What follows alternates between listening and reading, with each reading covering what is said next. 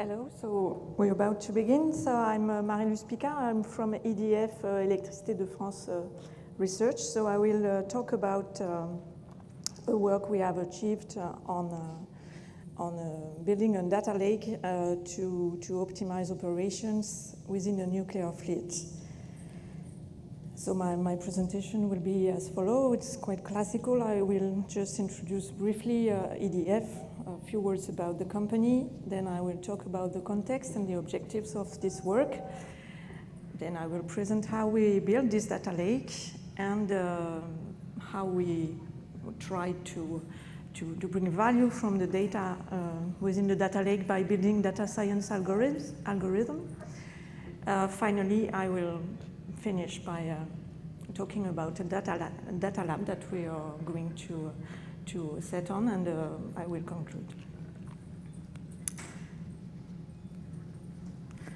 So EDF is the French historical utility. It stands for Électricité de France. It's a big company. It's one of the main utility in the world. We have about 40 million of customers worldwide, mainly in France. We have 80% of the market in France now, something like that. We cover all the business of the energy industry, from generation to sales and electricity services. And as for production, we have different means of production, but mainly nuclear, as we produce more than 55% of our production is nuclear. So in France, we operate nearly 60 plants, and we also have some in UK, and we also work with Chinese company to build and to operate these nuclear plants. So as I mentioned, I am from EDF Research and Development, EDF Labs. So a few words about EDF Labs. We're about 2,000 people. We work for all the business entities of the company.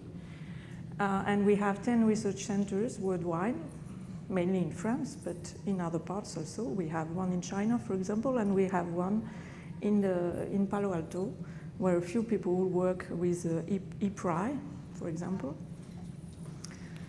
In France, we have different sites, and I just wanted to show our new offices. We have just moved in March, so it's awesome buildings. It's a wheel, and my desk is in one of these array, and we are about more than 1,000 in these new offices near Paris, in the south of Paris. So we're talking about big data. Why big data is important for EDF? In fact, we are concerned by all the V's: volume, variety, and velocity. We have volume of data. The first example that comes to our mind when we talk about big data in energy is linked to smart grids and to the deployment of smart meters. So this is a current project in France. We are deploying 35 million of meters now. And we will use this data for lots of different business cases, for the network or for sales also. So we have volume, we have variety also, because for sales, for example, we also try to analyze mails and images and logs and webs, forums, etc. for services. We have velocity because we want to set up smart homes and so real-time services, for example, for our customer. Today I will talk about power generation data. So the main applications for analyzing this data, it deals with process monitoring, predictive maintenance, and also we have applications linked to power generation forecast, for traditional plants, also for renewables. So we're concerned with all the V's of big data and for all our businesses. So we come back now to the objective of the presentation and the objective of the work that we achieved. It deals with operations and maintenance of the nuclear fleet. Of course, we have a maintenance policy in our generation fleet. It's yet optimized in a certain way to ensure reliability and safety. But when we discuss with our business people in the company, we feel that we need to have a better diagnosis to improve the performance. We use already lots of data, sensors data, for example, as I'll show after. But we have also documents, maintenance, text, etc. And so far, this data is stored in data silos, and they are not used together. From an IT perspective, there are also objectives to have better performance and of operations and maintenance through this global approach, this global fleet approach. In fact, the data is in silos, and we aim that if we gather all the data together, we will have a global vision of what happens in our fleet, and we will have better performance. And also, there is an objective of simplifying the information system, mainly to reduce costs. So what are we talking about? We're talking about sensor data. So a power plant, remember we have, in fact, 58 power plants at the moment in France. You have a map here where that's showing where these plants are in France, or it's all over the country. And so in a plant, we have about 10,000 sensors. This data can be sampled with a very high precision every 20 or 40 milliseconds. It depends on the sensor, but mainly we will have a data every few seconds for one sensor.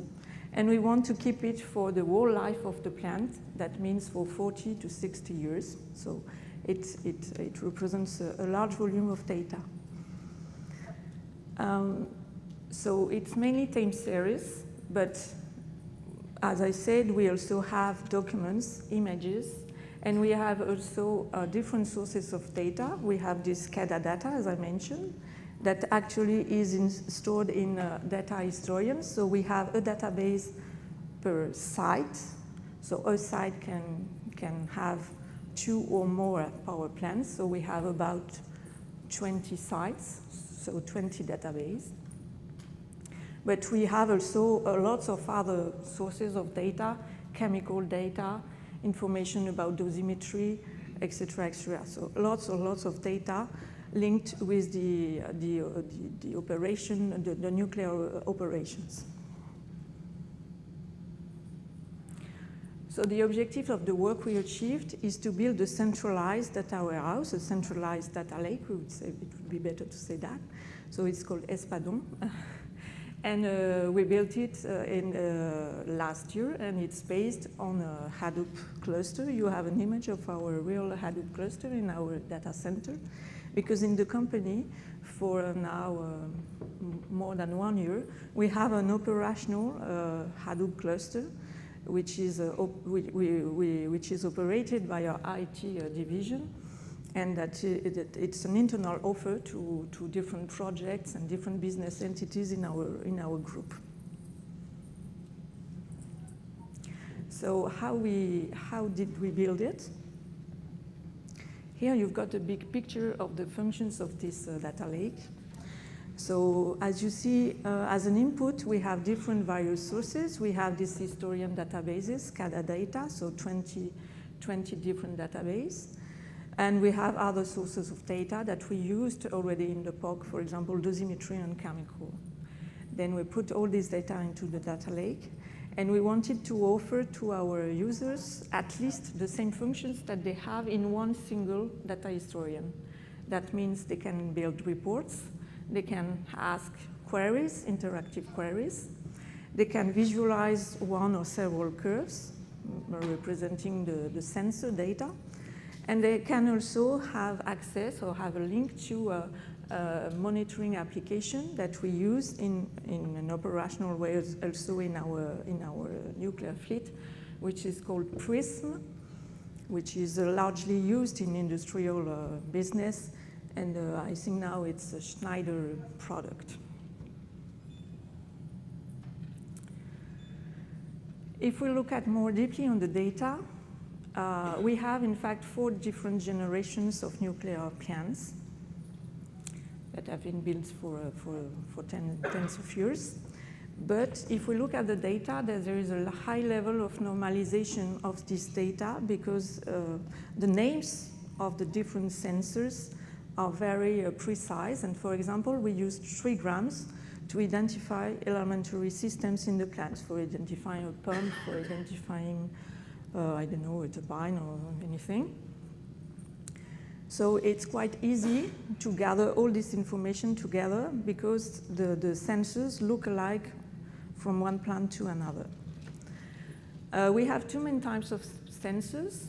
The first ones are called ANA for analogic, so mainly they are measurements, temperature, pressure, etc.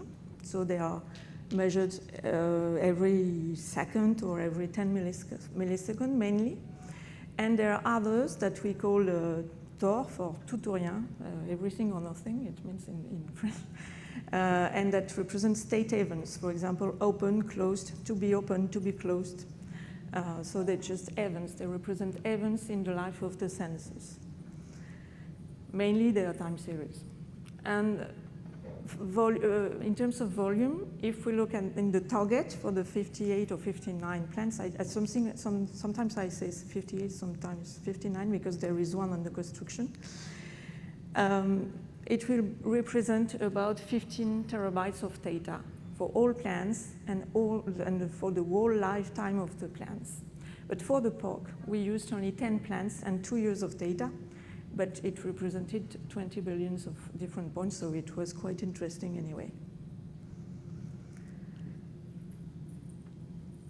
What did we use? So we used HBase mainly, which is a distributed key value store and which allows models update if we want to have more sensors or more plants, for example. We also used Phoenix to be able to make SQL queries and to be compliant with different BI tools. As for the models, it's quite simple. So we have mainly 2 tables and one which is a DDT, which represents the sensors that can be updated, but it's the smallest one and it's not the center of the HBase model. So we have a table for the ANA sensors and one for the TOR sensors. And the key is sensor ID and timestamped, because mainly the queries that we have will consider one sensor or several sensors for a certain period of time, so it was more efficient to have this model.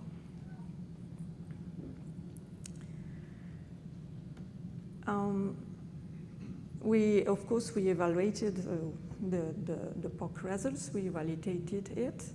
So for the validation, we have three main objectives: to be able to upload historical data and to query and make analysis on this data, to reproduce existing functions for visualization, reports, and to measure how data injection could be efficient or not. So the results were quite positive. We estimated that it would take 6 weeks to upload all the historical data of all the plants. To validate queries, we used Gmeter to simulate lots of queries with or without insertion workload at the same time, queries alone or queries with the insertion workload. And for example, it takes less than 1 second for drawing a curve from one sensor for a selected month. So it's very efficient compared to our actual historians. We could integrate an existing visualization tool within a few days. It was very quick, so we were very happy with that. We validated specific calculations that were very precise, and we could reproduce them in this new environment. We set up a link, an AWS link for our e-monitoring application, which is Prism. And we could also integrate different viruses of data and have them available in the environment for the business users. Finally, we evaluated a real-time insertion of data. In fact, it's not really real-time because we have an internal network in the plant that we cannot go inside for security reason. Then the data is pushed outside, and then we have micro-batch to take the data and inject it into a new system. So it's very efficient, very, very efficient compared to our actual historian infrastructure. So there is a very low latency between the availability of the data and the insertion into the data lake. So finally, just to finish with this POC, it was considered as a success.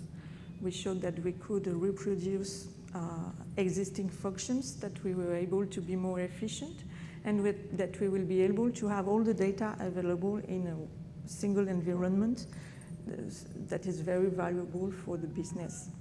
So we decided to transform this POC into an operational project, and it's currently running this project. We are industrializing all what has been done, and we think that within 1 year, globally, we will have decommissioning all the historians' databases. So it will be very interesting in terms of licensing cost, because we will divide by 10 our actual cost of licensing. I just talk about licensing for these applications. So we have all this data in the data lake, but it's more valuable if we can make analytics on the data and provide different results for our business customers. So in the research division, because I didn't mention, but the POC was led by different entities. It was led by the IT division in the EDF company, with the business entity, and with my team in the research, in the labs, that helped to set up the model and to validate a certain number of things.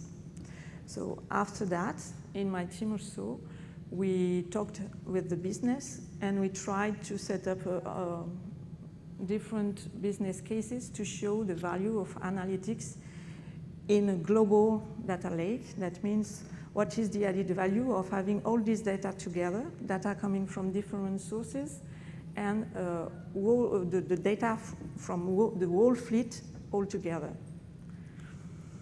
So we identified several use cases. One is the following. We were able to follow and to have an idea of active and reactive power of the different plants, and the measurement of these sensors are indicators of constraints applied on alternators, and it can affect their wear, so it's very important for maintenance. So Phoenix queries allow to select plants and period of times, and we can visualize their values and compare one to another in analog periods of times or analog periods of the way they work, in fact. So there are interactive queries. It goes very quickly, and when the business saw that, they were very impressed. They thought it was very impressive, because they cannot do that in the same way. It takes them days to have the same kind of comparison and the same kind of studies. And if the data is in the data lake, it's just immediate. So we are able to have a more detailed analysis, to have a fleet level analysis, Remember, if they have 20 different databases, they have to do that 20 times, and they cannot really compare. So it's really, really valuable. It seems very simple, but in fact, it's very valuable. Another example, quite different, is that we have contractual agreements as a producer, an energy producer. We have contractual agreements to ensure the global balance of the electrical system when the frequency of the network varies. The frequency of the network is the same everywhere in France. Sometimes when the demand and the generation are not exactly balanced, there can be variations. There can be brutal differences of this frequency, and that's a problem. And so the plants have to react and have to give more power or give less power. It depends. Okay. And it's a contractual agreement. We have to respond in a certain period of time. So in this work, there are different steps to be able to identify these problems. We are looking for specific patterns in the frequency measurement. We are looking for a flat period, then a sudden variation, and then a flat period.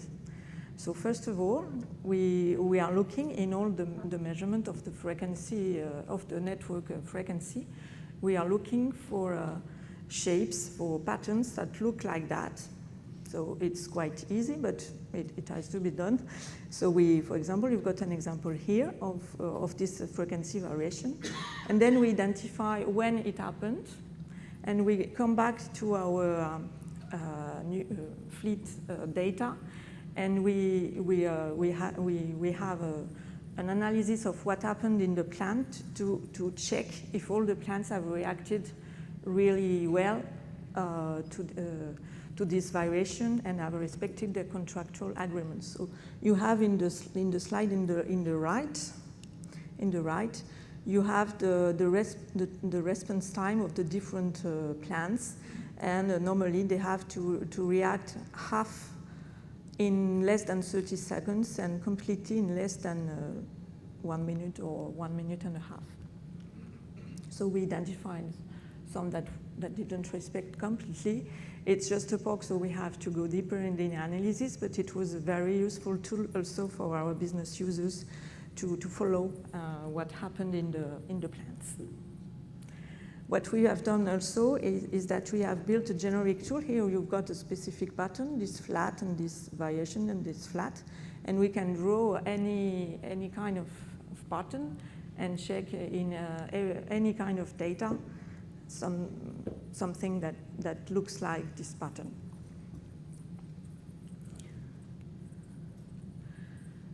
The last use cases is in progress. It deals with prediction of plants cooling according to the quality of incoming water in the plants. We want to see here if there is a correlation between the quality of the water that comes into the plant for cooling from the river and the temperature, the turbidity, if it has an effect of some specific equipments in the plant. So it's just a work in progress. I don't have much detail on it, but you see here that you have two types of behavior. Here you've got clearly a correlation for this plant. There are two different plants. Here you've got really a correlation. Here you don't have.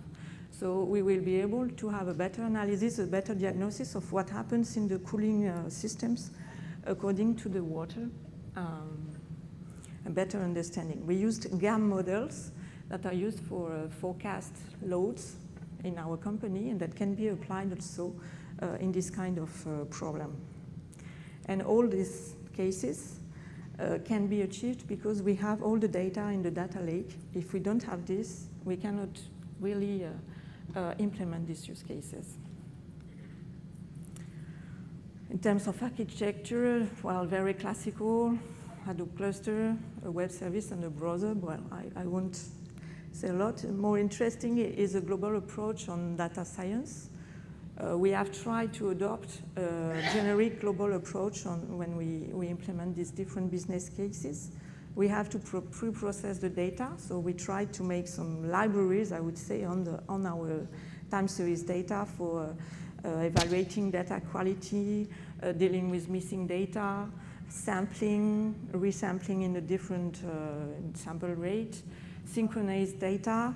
We have to synchronize timestamps. That's quite easy, but we want also to synchronize different time series when the plants have the same the same way of working of being operated. Okay, it's more complicated to identify the same context. The plant is being in its normal behavior or not, for example. Then we have to select and query the data based on period of time, pattern matching, as I mentioned for the network frequency variation. We use also thresholds for other things, so we have also specific functions to do that. And finally, of course, apply data science algorithms or make reporting and make models on the data.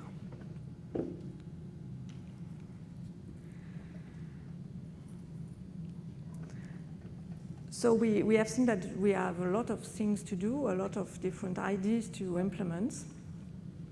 So at the moment in the company, we are thinking about the organization, and we are more specifically in the generation business unit, I would say. A data lab is being built, so there is a team. People coming from the IT that are able to implement the applications into the Hadoop clusters, to implement the business requirements in terms of functions, reports, queries, etc. And also, it would be necessary to have data scientists that are able to extract the value by analyzing all this data. So there are different issues because the skills, these kind of skills are quite rare, they are not so numerous in the company. So, and we have some in other entities, so do we have to share or not these skills in a global data lab or not, for example? That's the first issue. Another one is linked with the architecture. We have a multi-tenant operational cluster. We have different loads on this cluster because aside from this specific application, we have already 2 operational applications for sales. All our customers' back office are in this cluster, so there can be some difficulties in managing all these loads, for example. And maybe the loads, it will be okay, but what will be more difficult is to deal with the maintenance of the developments, the maintenance of the cluster, and the updates, for example, of the different versions of Hadoop or the different components, because each of our business units implements its own application. So we have to be quite synchronized between all that. As for analytics, we are more and more thinking of having an edge machine specific to data science, in fact. So Hadoop is used to prepare the data, to prepare a data set. The data set will be not so huge, and so we will be able to analyze it in a machine, a specific machine, in memory mainly, using Spark, R, or Python. But maybe other solutions are also valuable. And finally, we are often asked how to quantify the value of all these developments, and it's not so easy to do. We try to. We are in progress of doing that, but probably you have also this feedback of quantifying the value of setting up all that is not so easy. So I've nearly finished. So in this presentation, I show you how we built a data lake for our nuclear fleet. So it's being industrialized, and we will decommission our data historians applications by the end of the year or something like that. So it has a great impact on our licensing costs for the nuclear fields, and it offers, what is more important maybe, is that it offers more functions because we are able to have all this data together and to analyze all this data together. The objective of all this analysis are mainly predictive maintenance, nearly all. So it's a very important issue in our company now, predictive maintenance. And furthermore, for our fleet, a nuclear fleet at the moment, there is a big project called Major Overhaul Program that aims to renovate our plants in order to be able to extend their life. So operations and maintenance and generation cost optimizations are very important and very crucial for that. There are some issues remaining linked to skills, technical architecture, maybe less, but skills, organization, and to quantify value. And we are also working on other data lakes for other fleets. In fact, for our thermal fleet, there is a similar project that is going on. For renewables, we are working also with our subsidiary in France and in Europe and in the US to build a data architecture and to see how to set up maintenance predictive algorithms. As for technical issues, we need for scalable time series analytics. I've already said that, but it's very important to deal with missing data, synchronization. So there are not so many tools that allow to do that, and it's very important for us. We will have to handle heterogeneous data also. We haven't begun yet to do that in this context. We have skills on text mining, but not applied for these applications, applied for our customer analysis. So we will try on these applications. And probably we will also consider NiFi to help us to build the pipelines and have an IoT architecture, infrastructure. I guess that's all. Thanks.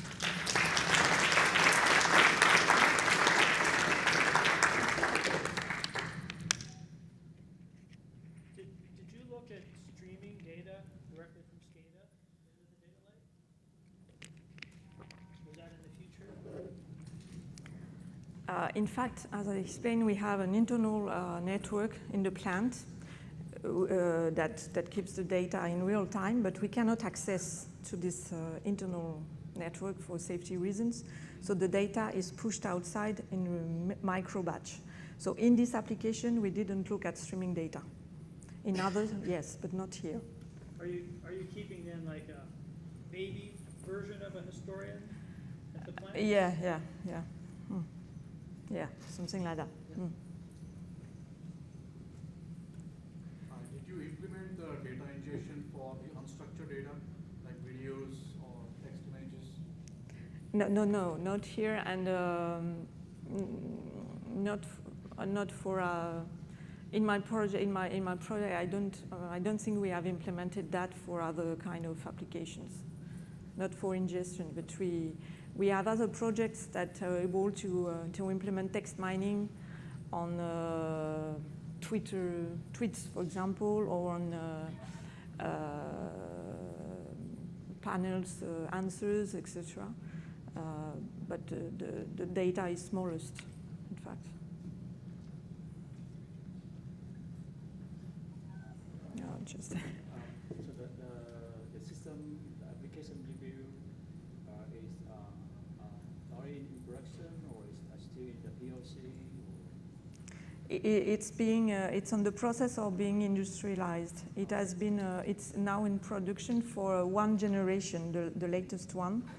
of our plant, and they are going on the process of industrialization. And during your speech, you say that you project that it will reduce the cost by tenfold? By 10, yeah. Oh, awesome. Globally, yeah. The licensing cost, yeah. The data historians are quite expensive. Very And you impressive. pay by tag. Really by 10, that's very impressive. Yeah, Pay by point. yeah, by point. Like $3 million. You can tell the number, right? Yeah. You can say a number, right? From more than 1 million a year divided by 10, yeah.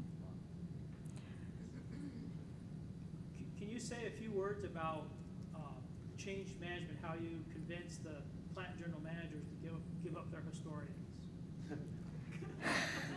Because On the cost? from a utility, we have all kinds of generation plants, and I can see that being a struggle. In fact, this part is led by our business entities. I think the cost is one of the arguments, clearly, is the first one. And I think they also proved that that's what it was important to show data analytics on the global fit, what it could offer. But it's still a work in progress to quantify. We see that we can do things quickly, we can do best things on all this data, but it's difficult to quantify the exact gain, the exact value of that, because we also use a e-monitoring application called Prism that is able to do already a kind of predictive maintenance. So we have to show what is the added value compared to that. So it's not easy, but we are on the way to do that. And as for the convinced people, I think the cost was really the best argument.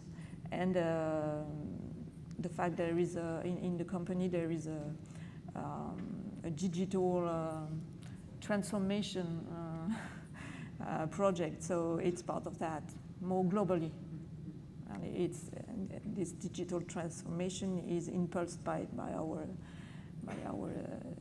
CEO.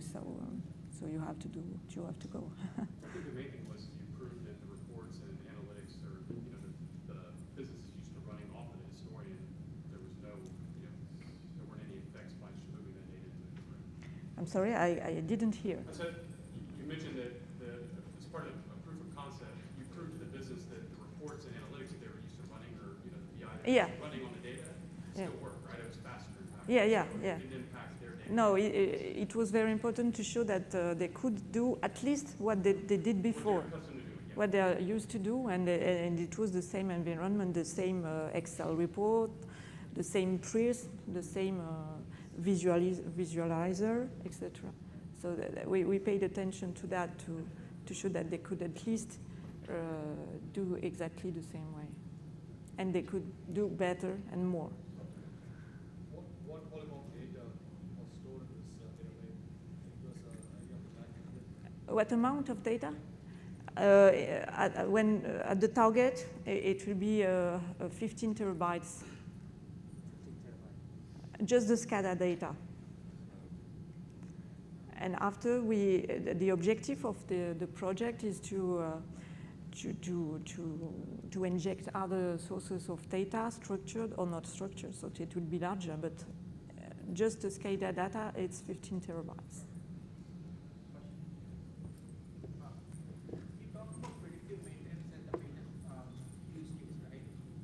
What was the main benefit in predictive maintenance? Was it to increase the lifetime of a part, or was it to reduce the downtime because you were changing the part at the right time?